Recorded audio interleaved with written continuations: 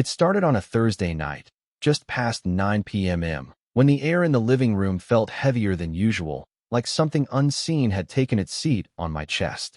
My wife, Lena, stood in front of the fireplace with a glass of red wine and the calm, deliberate energy of someone about to drop a bomb. "I want an open marriage," she said. No hesitation, no build-up. Just that. Across the room, her three best friends, Cora, Danny, and Elise, sat on the sectional, wine glasses in hand, their eyes pinned on me like I was a science experiment that just twitched unexpectedly. I looked from one woman to the next. No one gasped. No one looked surprised. Lena wore confidence like a designer gown. Perfect posture. That subtle, knowing smile. She was rehearsed. Prepared. Maybe even proud. "I'm not asking for permission," she added, swirling the wine in her glass. "I'm just letting you know that things are going to change. We've been stagnant, and I think we both know it." I laughed, mostly out of disbelief. Is this a conversation or a press release? Her friends didn't laugh. They leaned in slightly. Still watching. Still measuring. "I think it's good for both of us," Lena went on. "Freedom. Exploration. No secrets. No lies.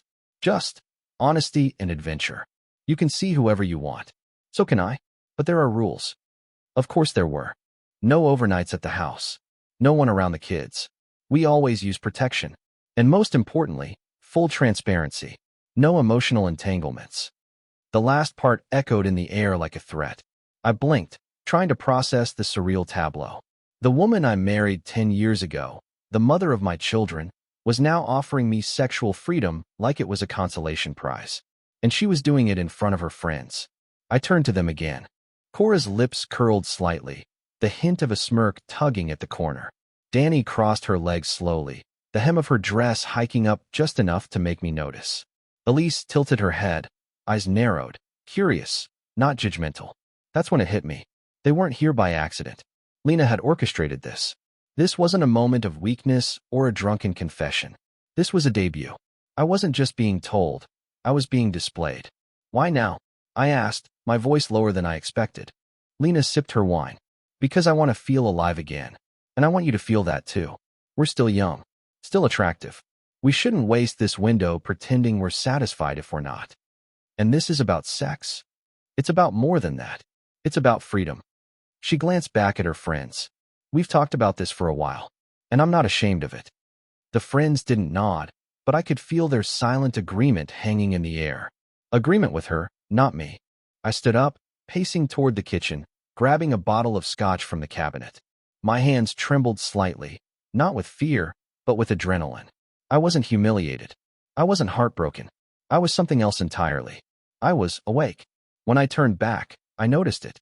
Cora's eyes lingered on my forearms as I poured the drink. Danny's tongue swept the corner of her lip when I adjusted my collar. Elise's gaze dropped to my waist for a fraction of a second before returning to my face. It wasn't pity. It wasn't even sympathy. It was interest. They were evaluating me.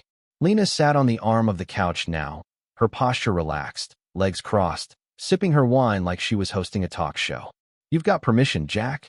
Explore freely. No guilt. No shame. I'm serious."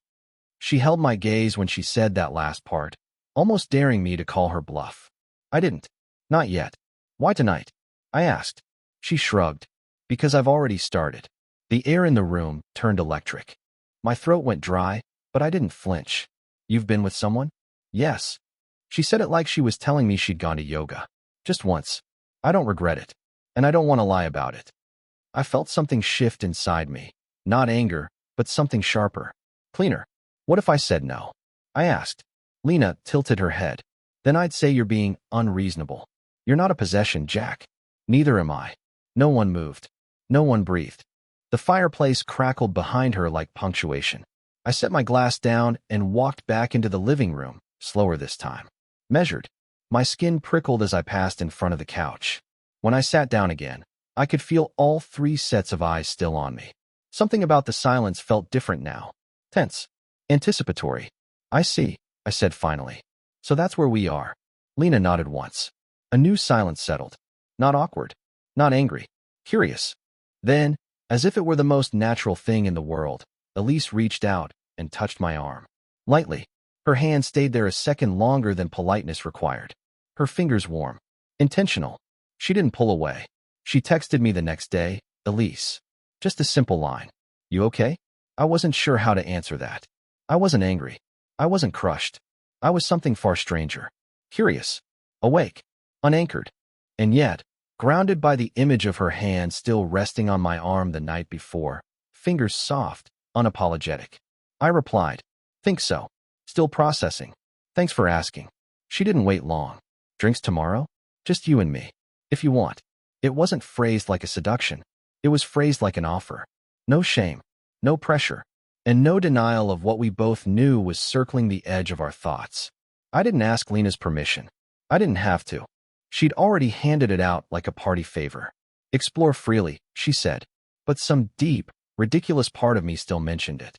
That night, while brushing her teeth, she caught my eyes in the mirror.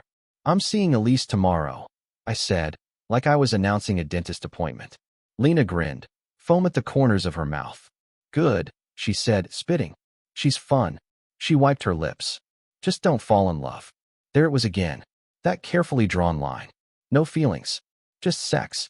She kissed me on the cheek and walked into the bedroom wearing nothing but her towel. I didn't follow. I stayed in the bathroom, staring at myself, trying to decide if I still recognized the man in the mirror. Elise wore black when I met her.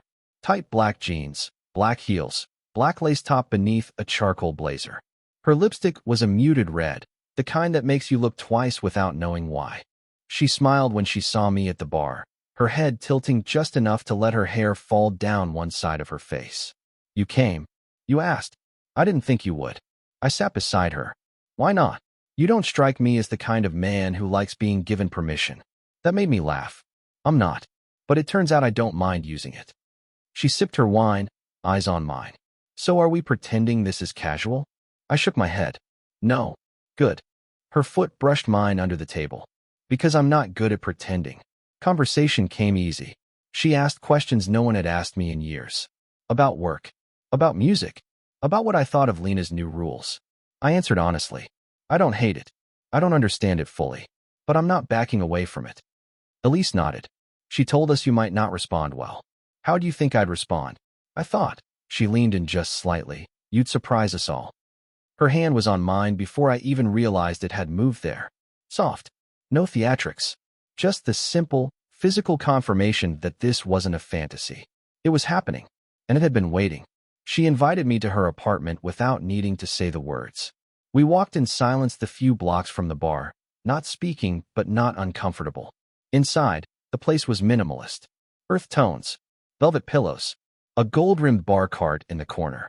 I caught the scent of lavender, something faint and feminine but not overly sweet. She poured another drink and passed it to me wordlessly. No music. No pretense. Just her and I and the charged, humming silence. She stood in front of me and unbuttoned her blazer. Let it fall from her shoulders slowly. Her black lace top clung to her in ways that made my throat tighten. She didn't smile.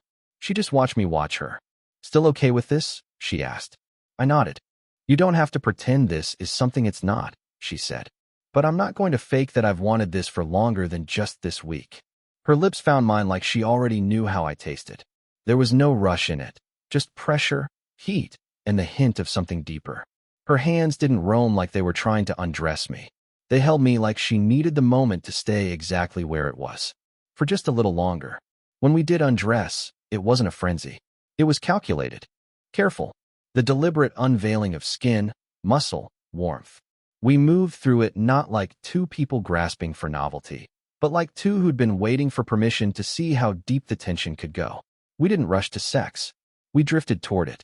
Lena's rules allowed for this, sanctioned it even, but nothing in the rulebook prepared me for the way Elise made me feel seen.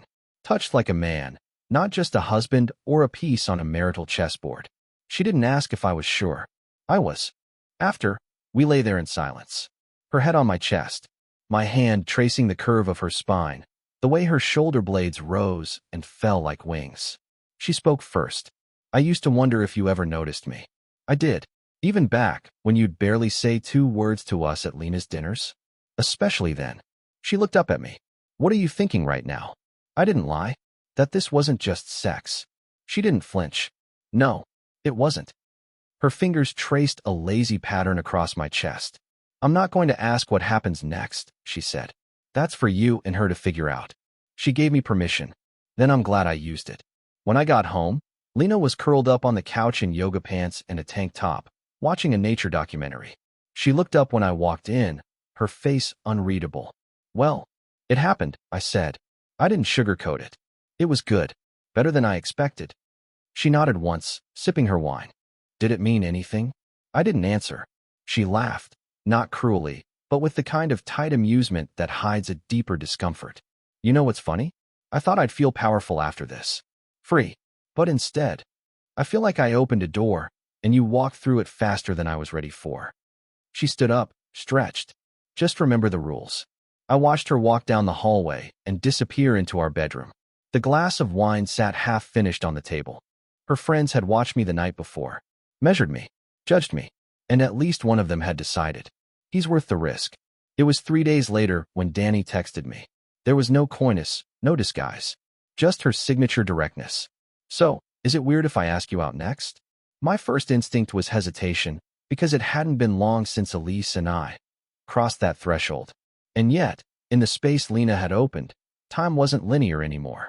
Boundaries shifted. Rules had changed. And suddenly, this felt normal. Maybe not right, but normal. Is it weird if I say yes? I texted back. Not even a little.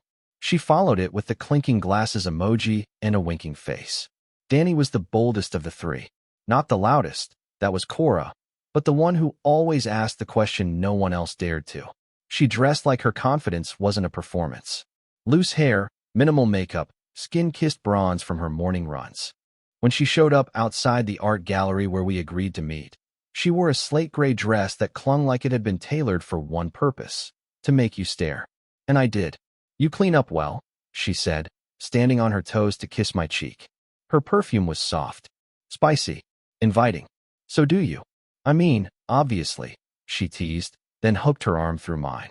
Inside, we walked slow, pretending to study the canvases, but both aware the real tension wasn't on the walls. It was between our steps, in the way our arms brushed, in the glances we tried not to let linger too long. So, she said, halfway through the first room, you and Elise looked comfortable. I didn't deny it. It wasn't what I expected. I'll admit, I was surprised. She doesn't usually connect that way. I looked at her. You mean emotionally? I mean it all. I let that sit. Is that what this is? You comparing notes? Danny laughed. God, no. I'm not here for competition. I'm just curious. Elise seemed different after. I paused by a large, abstract piece, letting the color blur in my periphery. Different how? Danny shrugged, stepping closer. She's usually guarded. But now she's watching you. Like she opened something she didn't mean to. The room felt warmer suddenly. And you? I asked. Danny didn't flinch. I want to feel what she felt. And I want to know if I'll feel something different. The honesty hit like a jolt, bracing, but oddly welcome. Her apartment was clean, but lived in. Books stacked in uneven towers. A record player spinning low jazz. No pretense. No ceremony. She kicked off her heels, poured bourbon over a single ice cube, and handed it to me. Okay if we don't rush? She asked. I nodded. Danny sat beside me on the couch, tucking her legs beneath her. This isn't just sex for me, either. Don't get me wrong. I'm looking forward to that part. But this, she waved vaguely between us, feels like something I want to savor. So we talked. For an hour, maybe two. She told me about her divorce, how it left her with a scar she wore proudly, like a reminder of what she wouldn't tolerate again. I told her how Lena had stopped touching me at night, not out of cruelty, but indifference. That slow erosion of skin on skin, until we were just two bodies sharing space. And Danny listened, not to reply, but to hear. She didn't reach for me until I touched her first, my hand on her knee, thumb brushing just enough to ask permission. She set her glass down and climbed onto my lap, straddling me, her eyes locked on mine like she needed proof I was still there. When we kissed, it was nothing like Elise. Where Elise had been smooth, restrained, slow, Danny was heat and rhythm and breath. She didn't take. She invited. She didn't dominate. She responded, like we were building something unspoken with each movement. Her hands were everywhere, neck, shoulders, ribs. Not claiming, exploring. We moved to the bedroom, shedding layers between kisses. She laughed when I struggled with a button, kissed me when I fumbled with her zipper. When we finally came together, it was quiet, deep, rhythmic, like waves against sand. There was no rush, no racing heartbeat trying to conquer the moment. There was just presence, real, grounded presence. Afterward, she curled into me, her fingers absent-mindedly tracing the curve of my stomach. "You're nothing like I thought," she murmured. Disappointed? She smiled. Not even a little. Silence hung between us, but it wasn't awkward. It was intimate. Danny looked up. "Can I ask you something weird?" "Go for it." "Do you think she meant for this to happen?" I knew who she was. "Lena. She said we could explore." "I know," Danny said. "But it's different watching it actually unfold." I hesitated. "You regret this?" "No," she said quickly. "I just think. Lena's watching a fire she started, and she doesn't know how far it's going to spread." I didn't know what to say to that. So I kissed her again. When I got home, the lights were on. Lena was sitting in the kitchen with a glass of red wine and her laptop, but she wasn't working. She looked up, studied my face. "Well?" she asked. I just nodded. "Yeah." "Danny." I nodded again. She didn't smile this time. She just blinked. Slowly. "And she's different." Lena closed her laptop. "Different how?" She listened. Lena stood, crossed to the sink, rinsed her glass. I said this was allowed. "I'm not upset." "You don't sound happy either." She shrugged. "It's not a game anymore. That's all." I moved to walk past her, but she stopped me with a question. Soft, almost too soft. "Was it just sex?" I paused. "No," I said. "Not with her." Lena exhaled, but said nothing more. She turned off the light and walked upstairs. In the dark, I could feel the shift, small, but real. This wasn't control anymore. This wasn't her little experiment. Now they were choosing me. And for the first time in years, I didn't feel like a bystander in my own marriage. She didn't ask. Cora never asked. She didn't need to. She texted me the next Friday afternoon, right as I was wrapping up a meeting. It was short. 3 words. "You. Me. Tonight." I read it twice, maybe 3 times, before I responded. "Does Lena know?" She replied instantly. "She will." A few seconds later, a second text followed. "Don't be late. Or something that makes you feel dangerous." Cora lived in the penthouse of a newly renovated building downtown. High ceilings. Big windows. Open floor plan with lots of white and chrome. Like her, sharp, stylish, unapologetic. She answered the door barefoot, wearing a deep green dress that made her hazel eyes look like gold coins. No bra. A glass of champagne already in her hand. "Right on time," she said, stepping aside to let me in. "I like a man who's punctual." I raised an eyebrow. "You said 8 sharp."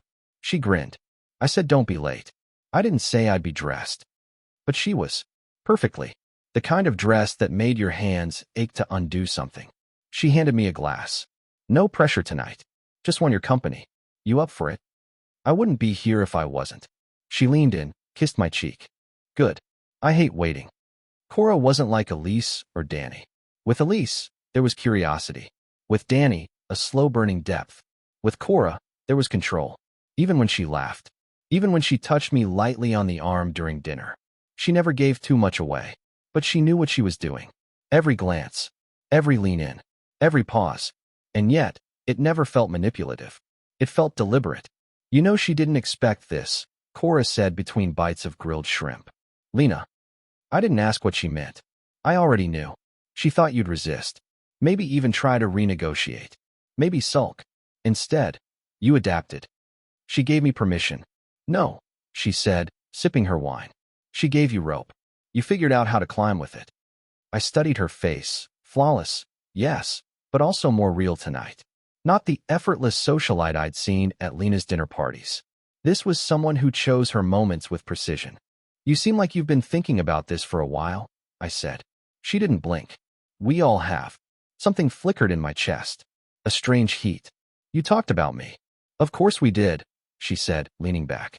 "We're women. You think we weren't curious?" And Lena was okay with that? Lena, Cora said, drawing her name out like a stretch, wanted to prove she was untouchable, that she could open the door and still keep the house in order. And now? Cora's smile curved, slow and feline. Now she's watching the foundation shift. We didn't even make it to the couch. Cora kissed me as she stood, bold and direct, guiding me backward toward the window that overlooked the skyline. Her fingers were already unbuttoning my shirt before my back hit the glass. The city lights blinked behind her like stars applauding. There was no slow build, no negotiation. She pressed her body into mine and whispered, "I don't want Tinder. I want true." We undressed like people who didn't need foreplay to decide.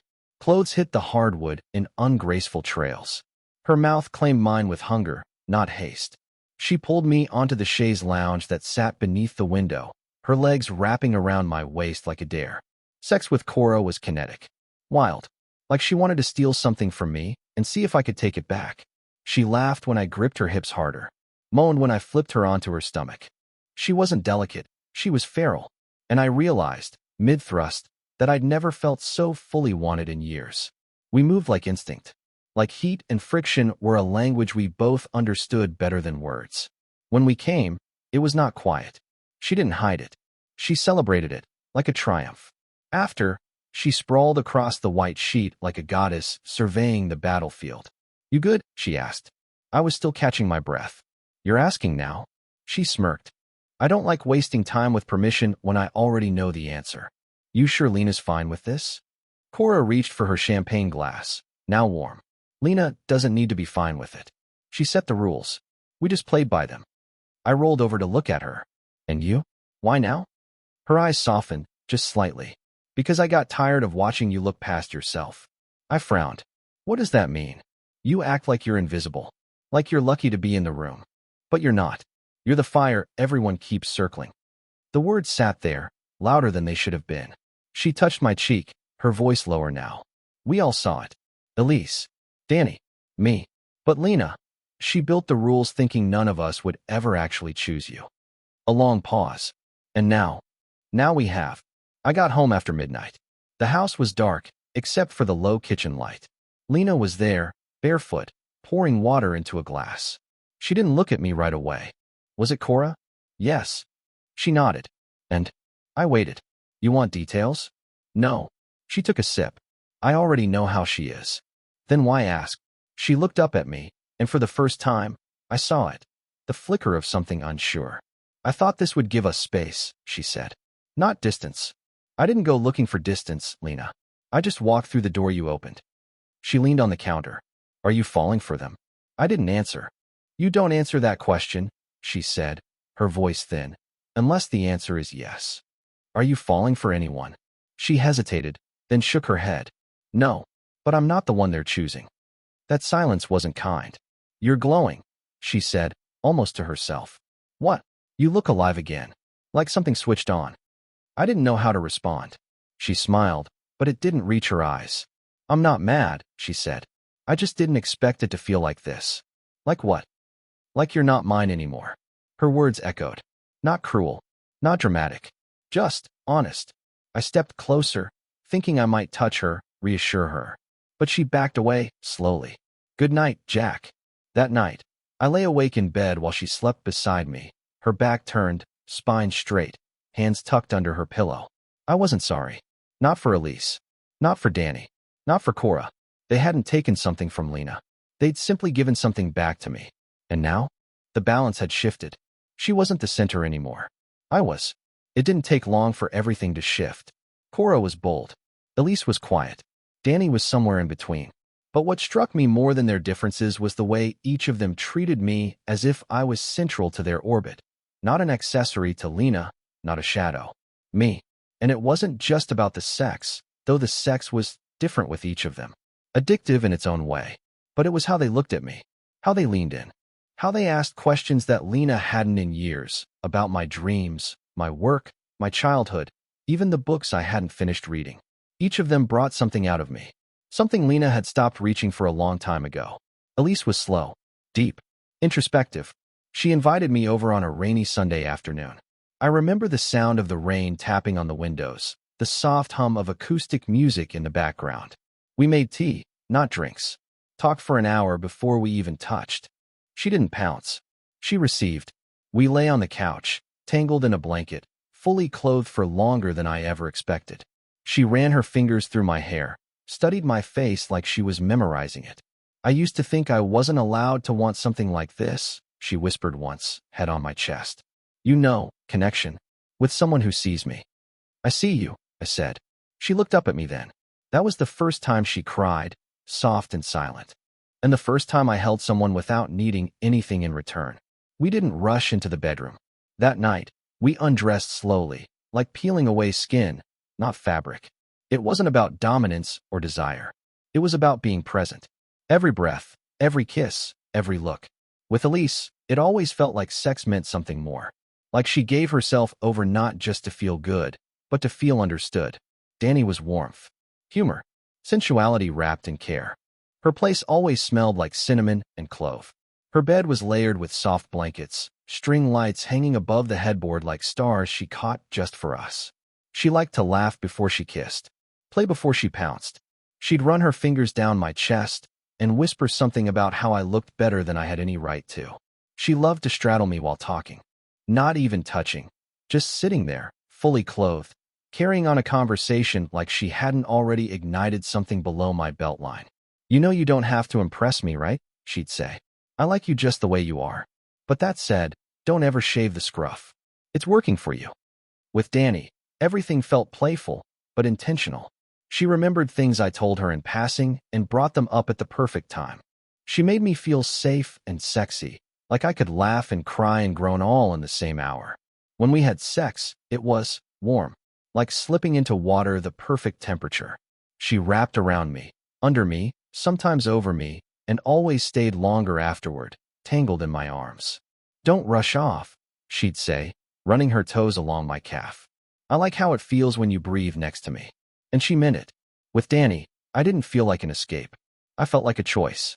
Cora was fire. Always fire. She didn't text much. She called. Unannounced. Unapologetic. You free tonight? She'd ask. No context. No build-up. And somehow, she always knew when I was. At her place, clothes came off fast.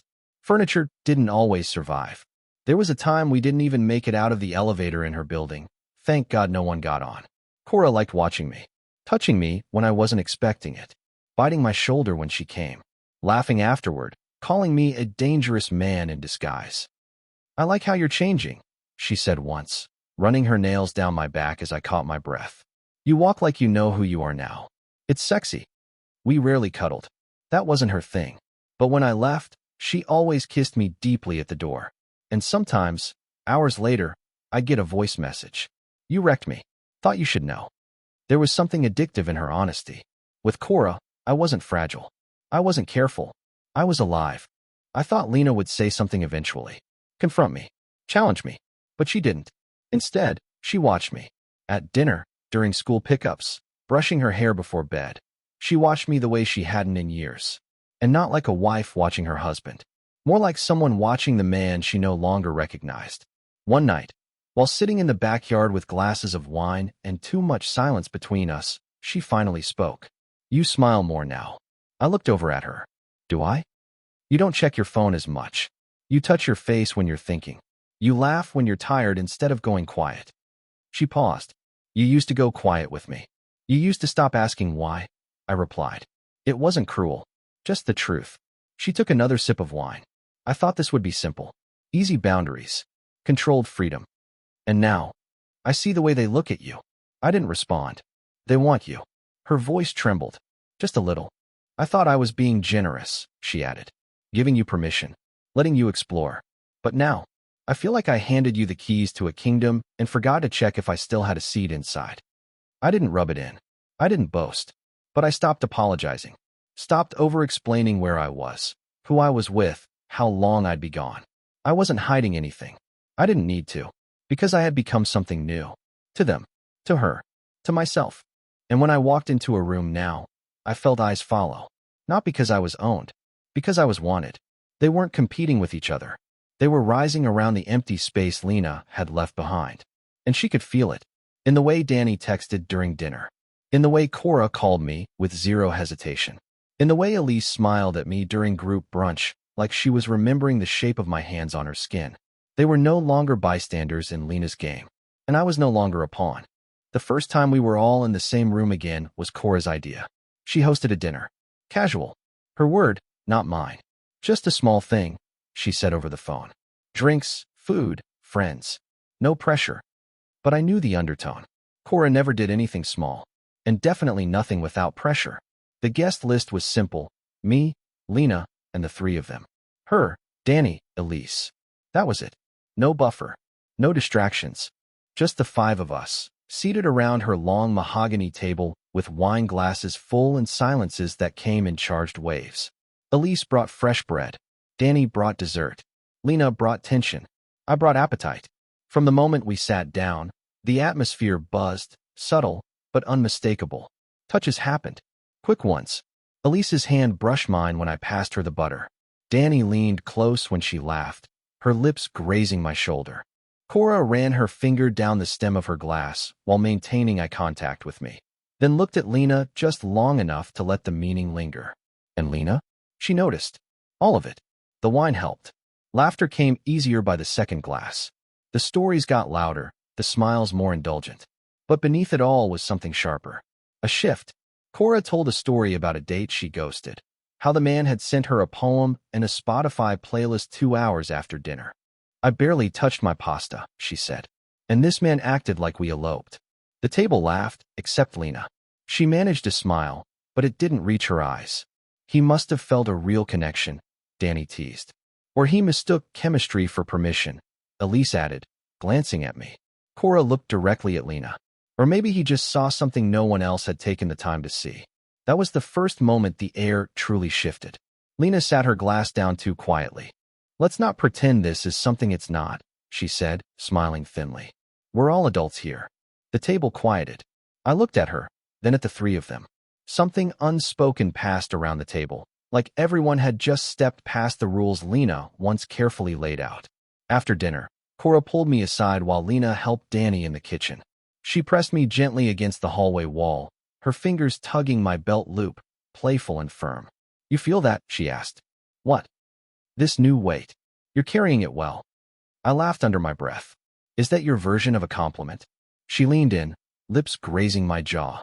That's me saying I'm not letting go anytime soon. Then she walked away, just as Lena stepped out of the kitchen, watching her vanish around the corner.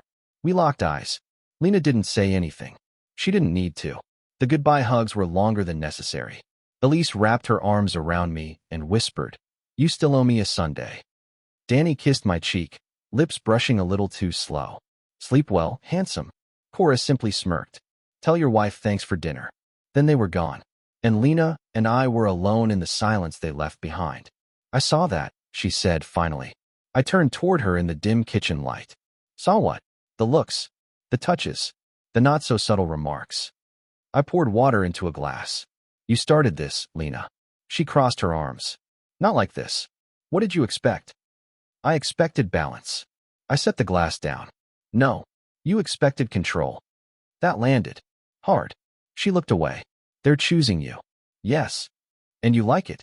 I need it. The silence stretched. Then she said something I didn't expect. They defend you. I turned. What? Cora. Danny. Elise. You heard them. The way they speak about you now. How they look at you when I criticize something. Even in jest. Maybe I'm just not the joke anymore, I said. That cracked her. Not visibly. Not entirely. But her voice wavered. They're protective of you. They see me, Lena. She sat down at the counter, slower than usual, her fingers curling around the edge like she needed to anchor herself. I thought it would be harmless, she admitted. The idea. The freedom. A way to explore without damage. And now, her voice was quiet. Now it feels like I gave you away. And everyone else decided to keep you. It became more obvious after that. At a second group dinner, this time at Danny's place, Lena made a joke about me taking too long to text her back.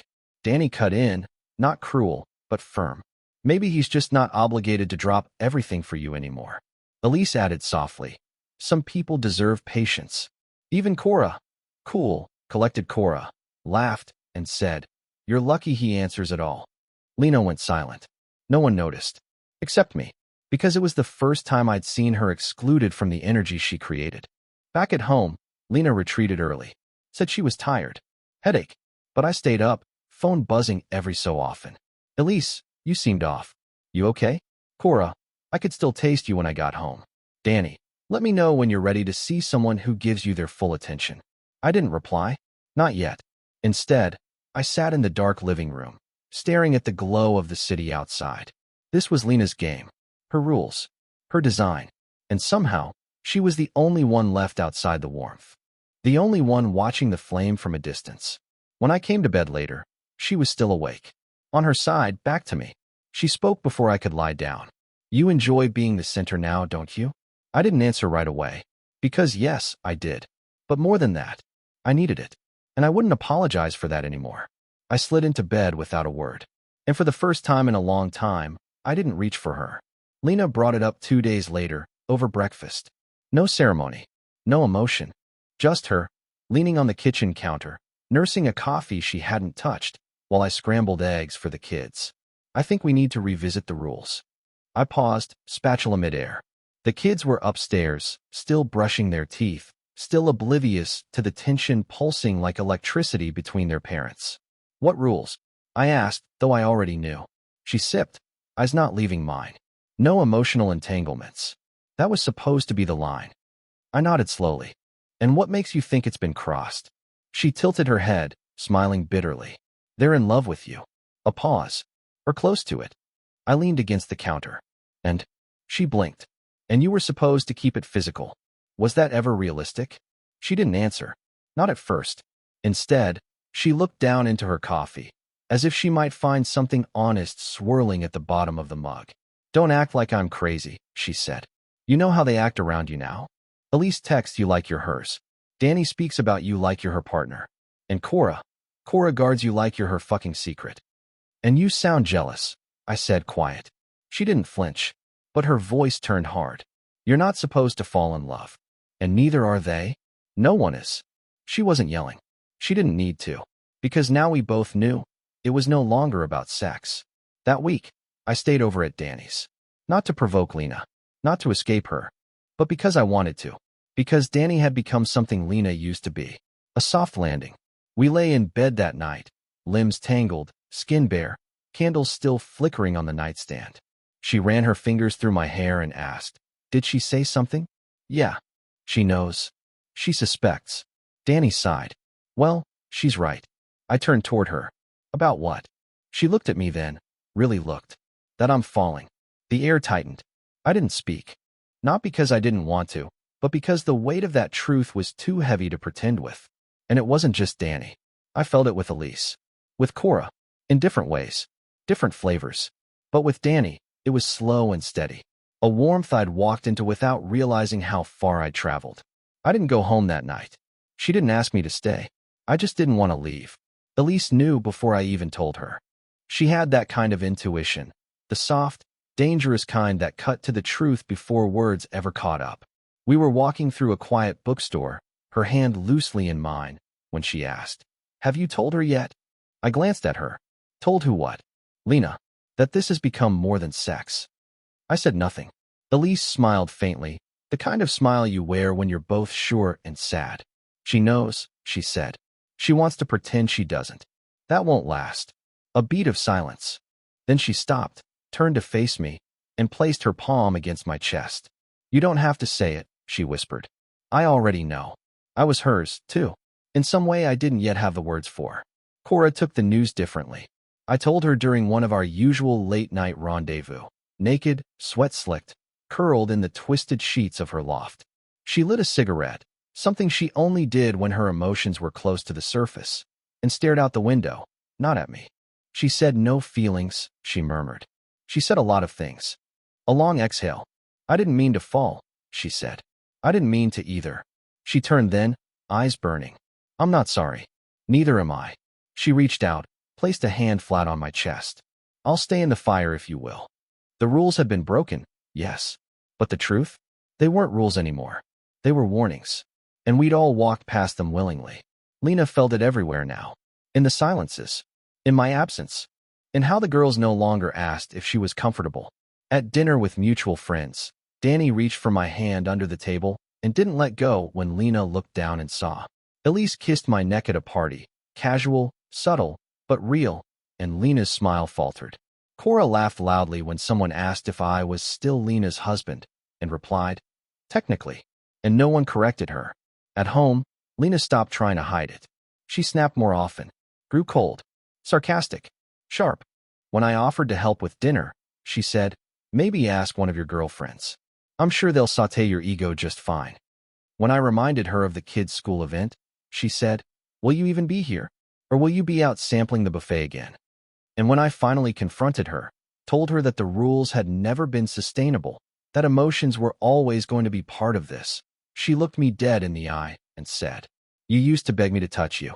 Now you barely look at me unless I'm in your way. I didn't argue, because it was true. She sat on the couch that night, blanket around her shoulders, a glass of wine untouched on the table. I stood in the doorway, ready to say something. Anything. But she beat me to it. They all love you now. They see me, I said. She nodded. I used to. The silence that followed wasn't angry.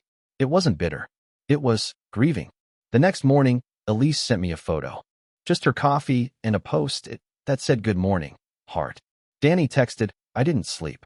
I missed you. Cora? She sent nothing.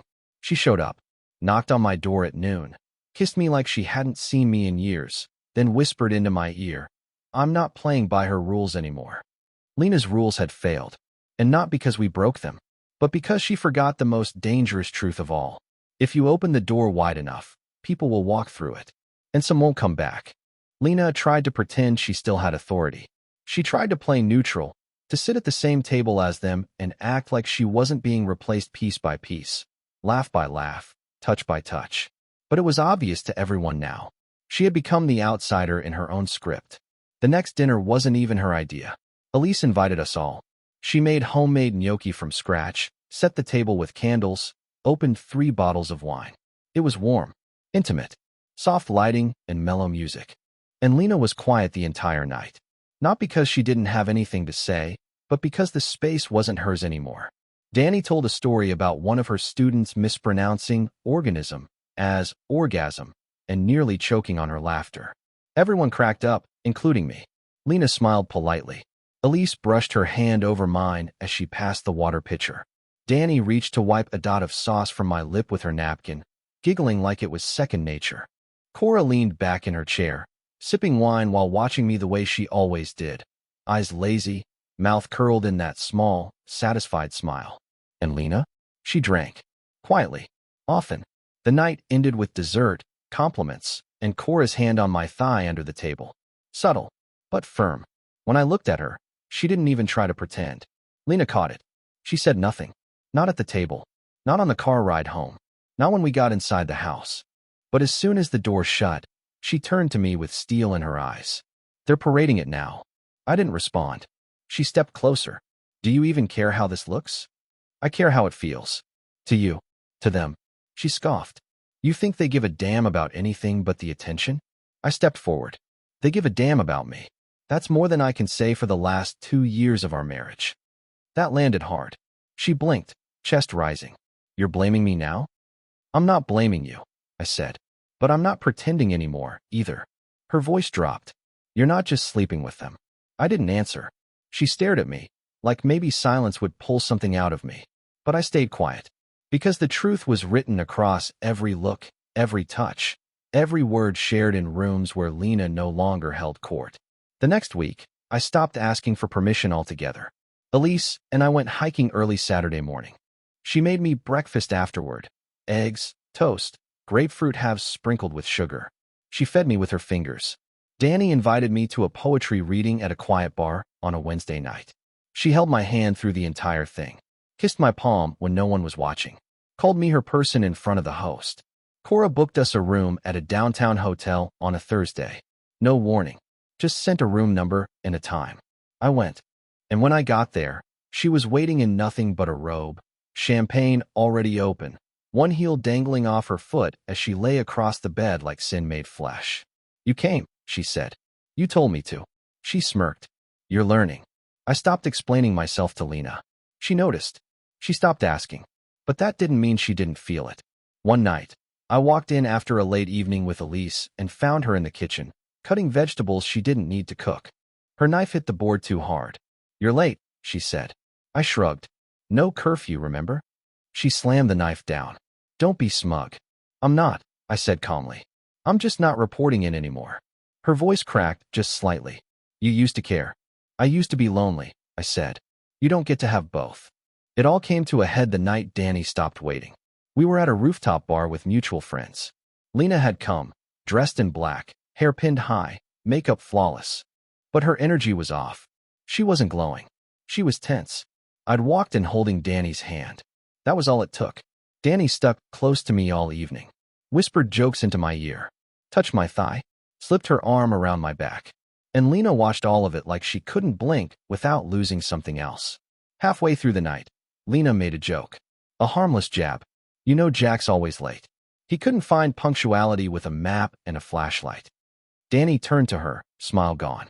Maybe he's just never had a reason to show up on time. The table froze. Lena blinked. Excuse me. Danny didn't flinch. You act like you still get to take shots, but we were all here when you opened the gate. Don't be surprised when the field isn't yours anymore. It was the first time someone defended me out loud. Not behind closed doors. Not in whispers. In front of everyone. Cora sipped her drink and raised a brow. Elise looked down, but the corner of her mouth curved in a way that made her feelings clear. And Lena? She laughed once, tight, humorless, and stood up to leave. I didn't follow. The next morning, Lena found me in the kitchen. She was barefoot, hair messy, no makeup, raw. You let her humiliate me, she said. I turned to face her. You humiliated yourself. She crossed the line. No, Lena. You did. When you thought you could stay untouched while putting me on display. She stared at me like I was a stranger. Maybe I was. The texts from the others came in slowly that morning. Elise, you okay? I know last night was heavy. Danny, I'm not sorry. I meant what I said. Cora, told you the leash would snap eventually. And I just made coffee. In silence. No guilt. No regret. Because the thing Lena never understood was this. She set the rules. She removed the locks. She said, explore freely. And when we all took her at her word, she lost the right to tell us how far we were allowed to go. The confrontation didn't come with screaming. There was no dramatic door slam. No shattering glass. It came in the quietest moment. Early Sunday morning, the light barely pushing through the blinds, the coffee pot still clicking to life. I was sitting at the kitchen table, scrolling through my phone. She stood in the doorway, hair tied back, wearing one of my old t-shirts. The same one she'd stopped wearing a year ago. I need to say something, Lena said, voice low but solid. I looked up. Okay. She didn't move closer. She just crossed her arms and held herself like she was bracing for impact. I think we've made a mistake. I waited. I wanted freedom. Exploration. Something to break the monotony. But this isn't what I imagined. She exhaled shakily. They were supposed to be flings. Brief distractions. They weren't supposed to choose you. My voice was calm. You're not upset they chose me. You're upset they didn't come back to you afterward. That hit. Her jaw tightened. She stepped into the room. They crossed a line. No, I said. They followed the path you laid. And you didn't think I'd walk far enough to be out of reach.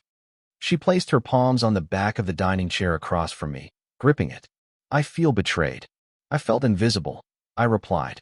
Her eyes met mine. You were never invisible. Then why did you have to open the marriage to see me? The silence cracked something open between us. She sat down across from me. Tense. Small. I didn't think you'd go this far, she whispered. I didn't think you'd be okay losing me. I didn't lose you, she said quickly. You didn't keep me either. She flinched. I leaned forward, elbows on the table. You wanted a hall pass. You didn't expect me to become someone they could fall in love with. She looked up sharply. So you admit it. I admit what? That they're in love with you. I nodded. At least one of them has said it out loud.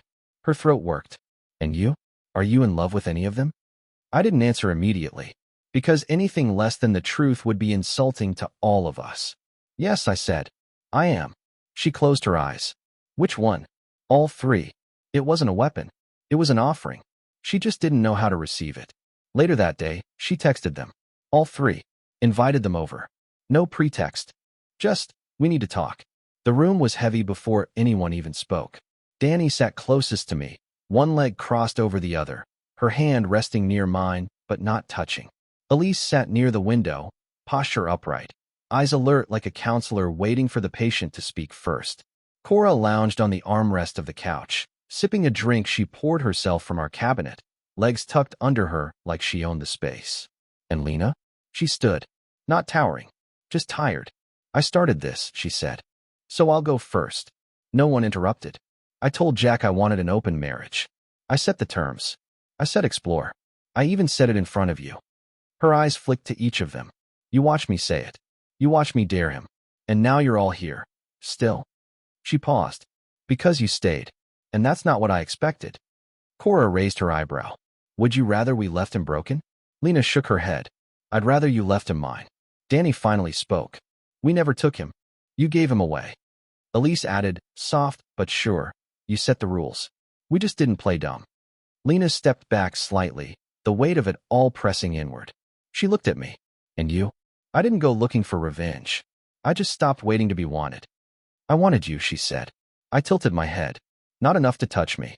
Not enough to hear me. Not enough to ask what I needed. Cora stood now, drink in hand. You wanted control, Lena. You got an awakening instead. Lena looked at her. And what? You think you're better for him? I don't need to be better, Cora said. I just am. For now. For what he needs. Danny leaned forward. You don't get to call it betrayal when we were invited in. Elise stood too. You're not the victim. You're the witness. The room fell into a strange stillness. Not rage. Not chaos. Clarity. Lena lowered herself into the chair across from me. She looked at me like someone watching a bridge burn behind them, realizing they'd lit the match. I thought I was stronger, she said. You are, I said. But this isn't about strength. It's about attention. I looked away too long. I nodded. She turned to the others. Do you love him? There was no hesitation. Danny, yes. Cora, more than I should. Elise, since before I realized it. Lena didn't cry. She didn't yell. She just nodded. You're not wrong, she said. Then to me. I thought I'd always be your first choice. I met her eyes. You were. Until you stopped choosing me back. That night, the girls stayed. Not in defiance. Not in victory. They just didn't leave. Cora curled beside me on the couch. Elise cleaned up the dishes. Danny tucked a blanket over all of us as we watched an old movie none of us cared about. Lena walked past once on the stairs. She paused, watched us, then turned away. She opened the marriage thinking she'd remain the sun. But somewhere along the way, the planets found their own gravity. And I became the thing they wanted to orbit. Not because I was taken, but because I was seen. Lena called it a pause, but it wasn't. It was a last-ditch effort. A bluff disguised as strategy. The morning after the confrontation, she waited for me in the kitchen. Hair down. No makeup. Just a sweatshirt and the smell of burnt toast clinging to the air. We need to stop, she said. I poured my coffee. Stop what? This thing. The open marriage. The women.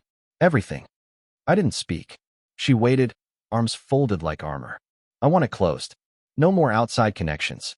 I want to work on us again. It wasn't a request. It was a demand dressed in soft language. But her eyes betrayed her. She wasn't confident. She was desperate. I need you to come back, she said. I took a long sip of coffee, feeling the heat coat my tongue, the quiet hum of her fear settling between us. I don't think I can. Her mouth twitched. You can. You just don't want to. I nodded slowly. You're right. She didn't cry. Not right then. But I saw it, the flash of disbelief. The insult of realizing her final card had been played, and I didn't even blink. I was your wife first, she said. You were my everything once, I replied. But then you opened the door and forgot to check if I'd walk out of it. I thought it would make us stronger. It made us honest. Bullshit, she snapped. It made you selfish. I set the cup down, voice steady. No, it made me visible. She stepped closer. So that's it. You're just done? I didn't look away. No, I'm not done. I just stopped waiting to feel alive again inside something that only ever gave me permission, not passion. She opened her mouth, then shut it again. Her face crumpled slowly, not from anger, but from the weight of finally understanding. You're in love with them, she whispered. I am. All of them. Yes. She looked away. They'll get tired of sharing. Maybe, I said. But they haven't yet. That night, I packed a bag. Not out of anger. Not in haste. Just necessity. Elise offered her guest room. Danny offered her apartment. Cora offered her bed. But I didn't go to any of them that night. I drove to the coast. Booked a quiet Airbnb. A small place with a porch that faced the ocean.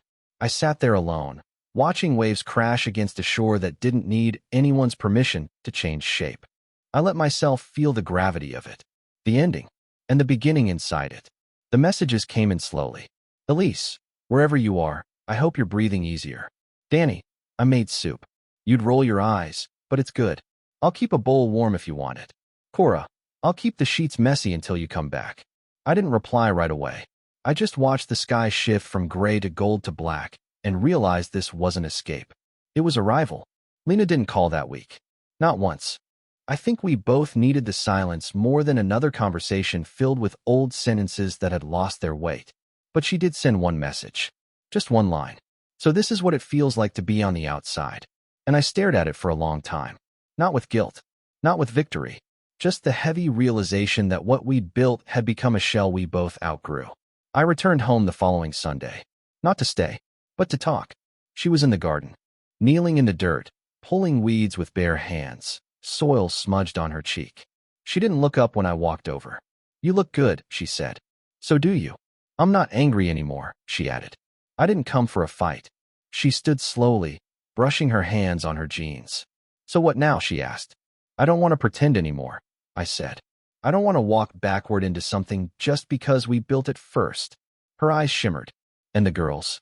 They aren't girls, I said. They're women who saw me when you didn't. She nodded. Are you choosing them over me?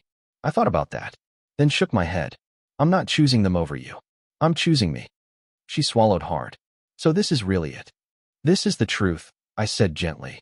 You opened the marriage, and I stepped into something you never expected. The divorce wasn't dramatic. It was mutual. No custody battles. No screaming matches. Just quiet signatures. Divided furniture. 2 separate keys dropped into different hands. We didn't even tell most people for a while. Because it wasn't a failure. It was an evolution. The women stayed. Not because they had to. Not because it was convenient. But because they wanted to. And I didn't rotate between them like an unspoken schedule. We found rhythm. Balance. Different forms of intimacy that didn't require explanation or apology. Some nights were quiet with Elise, a book and soft music. Other nights were wild with Cora, laughter echoing off the walls. Mornings with Danny were warm and slow, wrapped in blankets and whispered jokes. They weren't trophies. They weren't bandages. They were witnesses turned companions. Lena sent one last message a few weeks after the papers were finalized. You look happier in every photo I see. That's how I know I did the right thing, even if it didn't go the way I planned. I replied, you opened the marriage, but they opened my eyes. It ended with no shouting, no dramatic courtroom speeches, no begging, just signatures and silence. One final morning in the living room where we once planned a future, our names scrawled at the bottom of a document that declared we had chosen to unweave the life we built. Lena cried after I left. I know because she told me later. Not out of guilt. Not as a ploy. Just because it was true. We broke something together. And we let it stay broken. The house didn't feel like mine anymore, so I didn't try to reclaim it. I moved in with Elise at first. She had the space, the calm. She let me settle without asking when I'd stop holding my breath. She never needed to be the rebound. She just wanted to be the place I could land softly.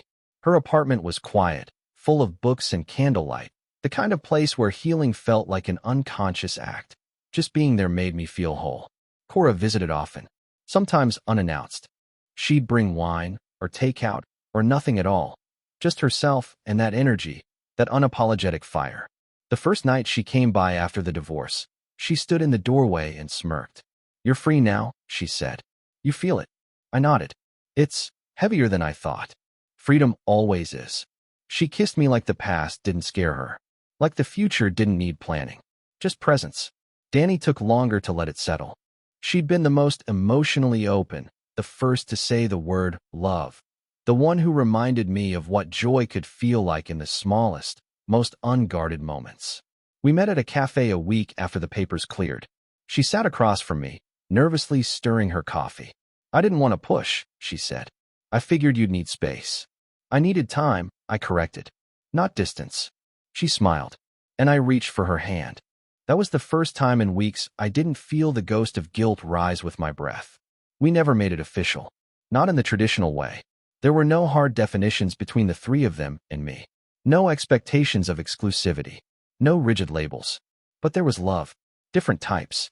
Different languages. Cora gave me fire. Danny gave me light. Elise gave me peace.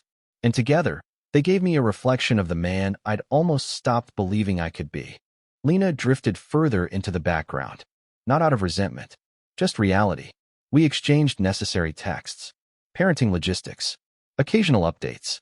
But we didn't try to rethread the connection. We weren't cruel. Just honest. And honestly, we didn't fit anymore. She started dating again, quietly, cautiously. I didn't ask for details. She didn't offer. We didn't need to hurt each other any further. The biggest shift wasn't in the paperwork or the address. It was in how I carried myself. Before, I was someone begging to be seen. Now, I moved like a man who belonged. Not possessed, but chosen. By people who didn't just want to touch me, but to understand me. There was one moment I'll never forget. Months later, at a small gathering Elise hosted, one of those wine and lantern evenings with soft jazz playing in the background, we were sitting on her rooftop deck, watching the city breathe. Danny was laughing at something Cora said. Elise sat beside me, her head resting on my shoulder. And Lena showed up. Uninvited, but not unwanted. Elise had extended the offer. A gesture of peace. Lena stood there for a moment, taking it in. The lights. The laughter. Me, in the center. Not like a king. Not like a prize. Just present. Fully. Completely. She approached slowly, wine in hand, and sat beside me. We didn't speak at first. Then she said, "You're not who you used to be." "I hope not," I replied. She smiled faintly. "They brought something out of you. They reminded me I was still worth something." She nodded. "I thought opening the marriage would let us breathe again, but I didn't think it'd make me the one gasping." "I never wanted you to drown," I said gently. "You didn't push me in," she replied. "But you did learn how to swim when I stopped trying." The music floated in the background. A soft, old melody. Something familiar. Cora walked over and kissed my cheek. Danny handed me a drink, squeezing my hand as she passed it. Elise stayed close. Her fingers laced through mine under the table. Lena watched it all. And for the first time, she didn't flinch. She just looked at me and said, "They love you." "I know." She looked at me a long while. Then, with no bitterness, she whispered. She opened the marriage so everyone could see.